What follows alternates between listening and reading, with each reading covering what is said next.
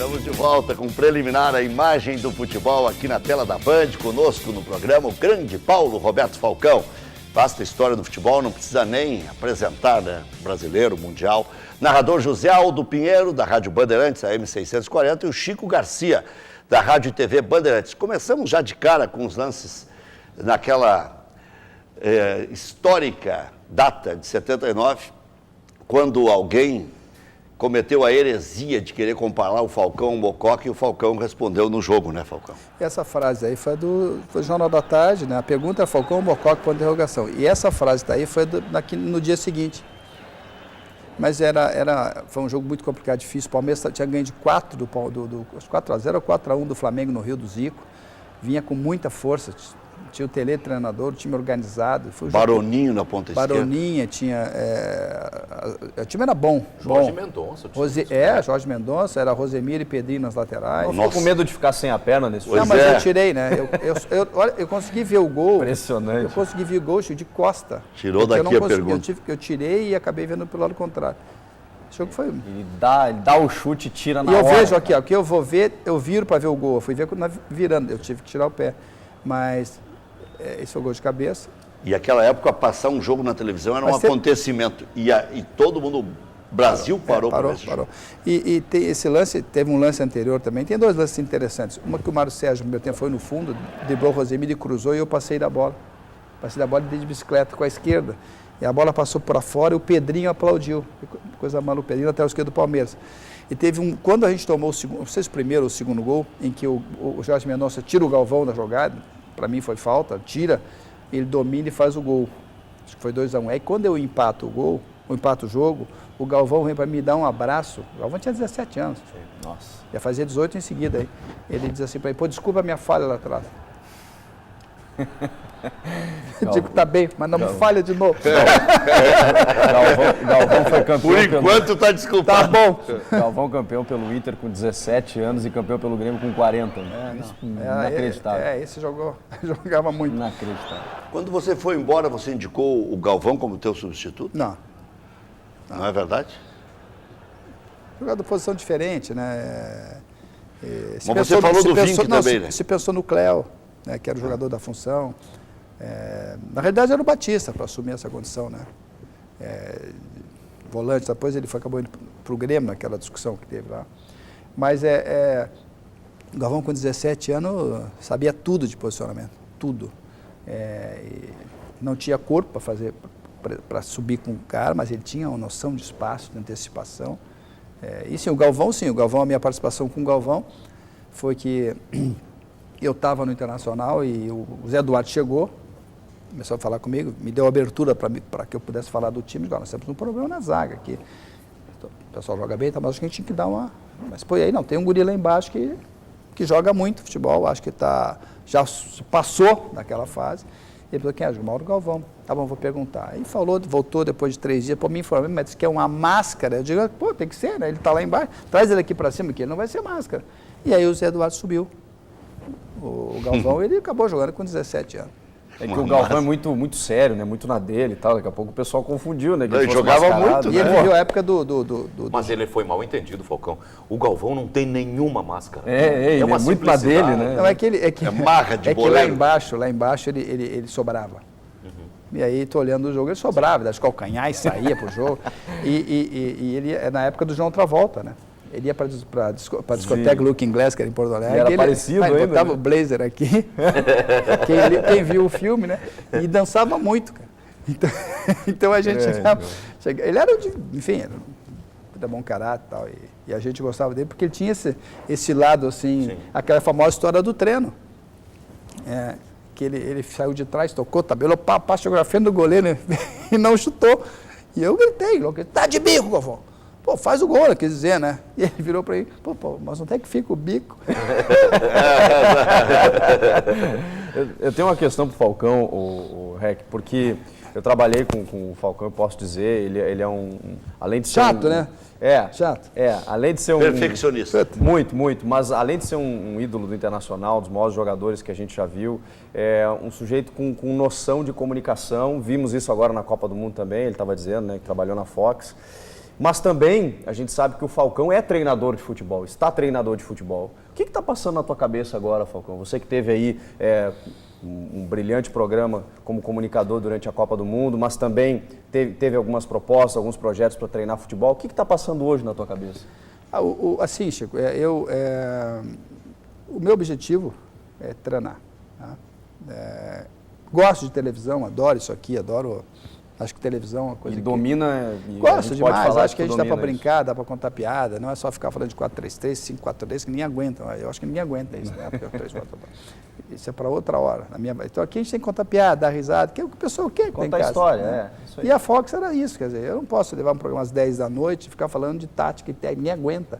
Os caras já viram. Então o que a gente tem que levar? A pessoa quer se divertir, ou tu conta uma coisa séria, ou tu faz as pessoas dar risada. Os caras querem se divertir. A vida está tão complicada, está tão difícil, está todo mundo correndo atrás. Por que você está vendo na televisão? Vê dar uma risada. Claro que tenha conteúdo, evidentemente. Claro. Tem que ter conteúdo, mas pode fazer um conteúdo quando tu leva um Amaral, leva um Marcão, leva um Oscar. Tu vai, de um conteúdo dos três, né? Pela experiência do Amaral ter jogado em não sei quantos países, do Oscar ter sido o maior jogador de basquete, pelo Marcão ser a história. Tu consegue dar conteúdo com divertimento. Então esse era o objetivo. Mas hoje... o meu objetivo embora tenha a possibilidade de televisão também, e amanhã eu tenho uma reunião, enfim, com a empresa, mas eu quero ser treinador, cara. Eu sou vice-presidente da Federação dos Brasileiros de Treinadores de Futebol. E eu nunca peguei um time pré-temporada. Né? Nunca pegar assim, eu vou fazer o time que eu quero. O time para mim tem que ter velocidade, se não tiver velocidade não dá hoje. Então quando tu pega no meio do caminho, tu vai ter que adaptar. Né? Eu sempre, que eu viajei, eu tive várias vezes lá, nos últimos 5 anos, estive lá com o Mourinho, tive com o Prandelli, treinador da seleção italiana, tive com o Sacchi, que foi o cara que mudou o futebol italiano, tive com o Wilmot, conversando muito sobre futebol, agora que não faz o programa da Fox, tive com o Ancelotti no Real Madrid, tive com o Montella na Fiorentina depois. Eu vou ver o que os caras estão fazendo. É muito simples, você achar que você vê ali na televisão o esquema de jogo e monta. Não dá, né?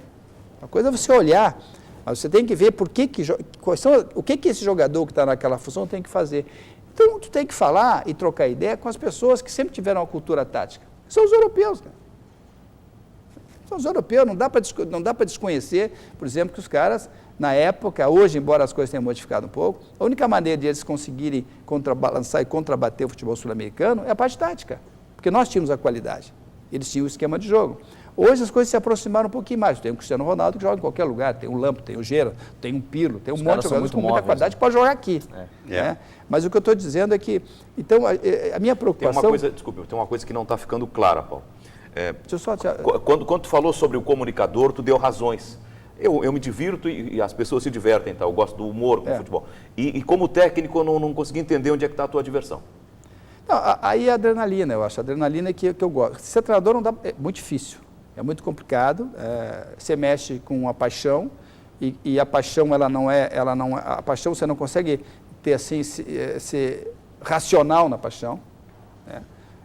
Porque nós estamos falando aqui, de repente o Ricardo Goulart aqui ninguém gostava, depois saiu, é o craque do brasileiro. Né?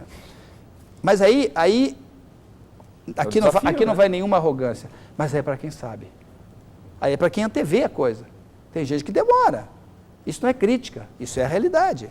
Tem gente que bota aqui no lugar do REC, o cara não consegue, o cara treme, o REC faz aqui brincando, como tu narra o jogo, como o Chico produz. Isso é para quem sabe. Então, o que é para quem sabe? Você tem que ter capacidade, não significa que não se erre, tá? Mas você tem capacidade de antever as coisas. Pô, esse cara joga muito, mas não vai jogar lá na frente. Tu vê quantas vezes você vê na categoria de baixo, que talento. Mas se você enxerga um pouquinho, você vai ver que vai ser só ali. Em cima não vai jogar. Está cheio de exemplos. Você tem que ter essa capacidade de enxergar.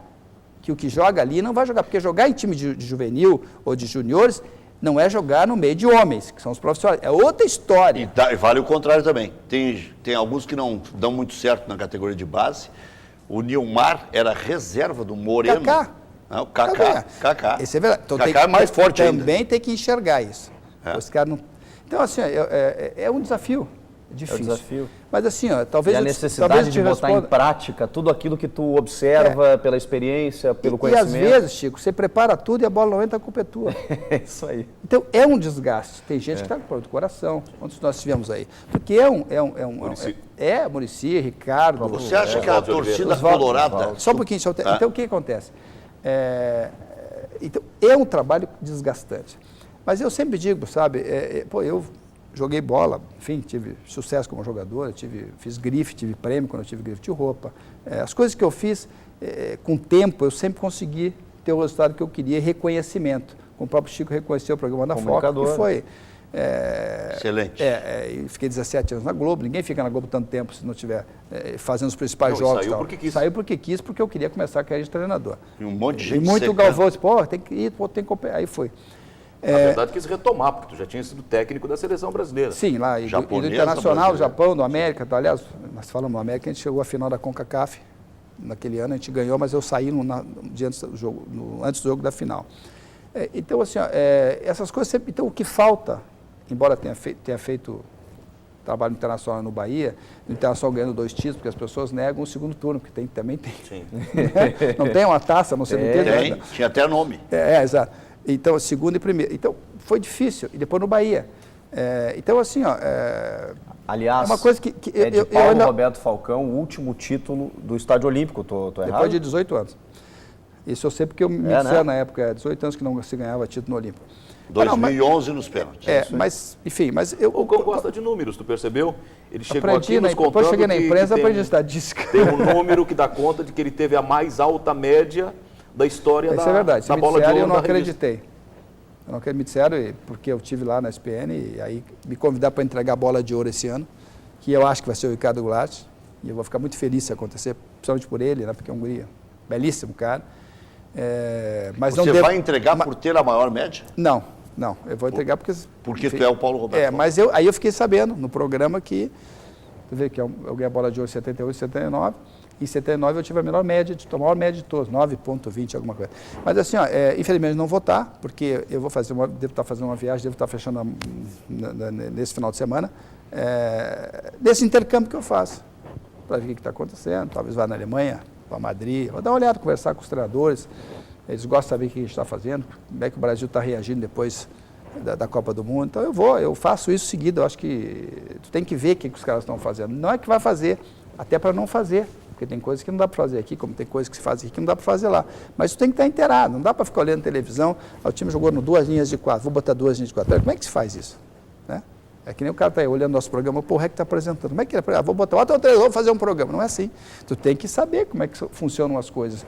E 3-5-2, por exemplo, começou lá.